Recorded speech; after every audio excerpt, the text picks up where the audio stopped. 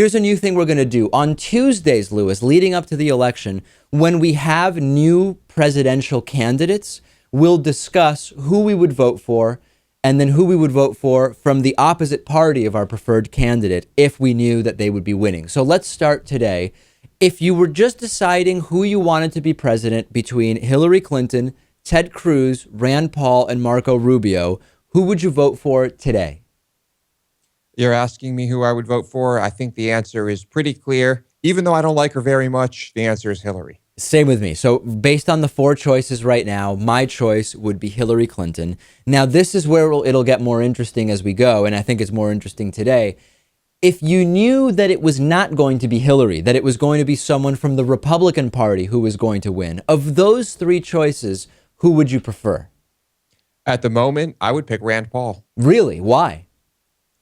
I just think that he is the smartest of the three, believe it or not, and just the least offensive to me overall. I mean, I know he has some crazy policies, but, I think he has, maybe two or three that aren't crazy. Okay, I would pick Marco Rubio, and this may come as a shock to people, and I'll tell you why.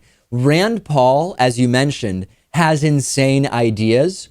I don't really think Marco Rubio stands for much of anything. The guy just signifies nothing to me. So I think that based on what we've heard so far from him and based on his total impotence to even do any of the few things he said he would do when he was running for Senate, I would pick him because I think he would be the most impotent as president and would be able to do very little because the guy he stands for nothing to me.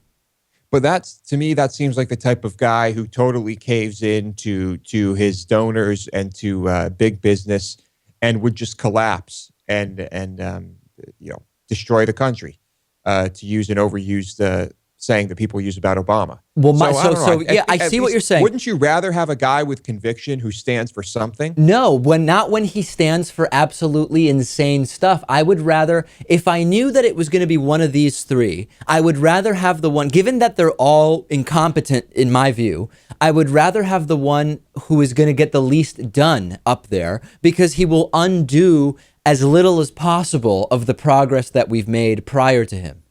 Well, imagine Marco Rubio with a Republican-controlled Congress. I mean, that would be pretty scary. That is quite scary. Yeah, no, there's no question. Let's be upfront here.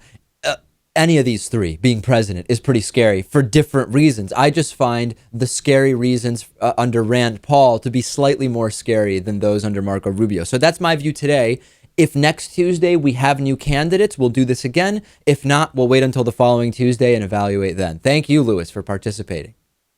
I'm glad to be here.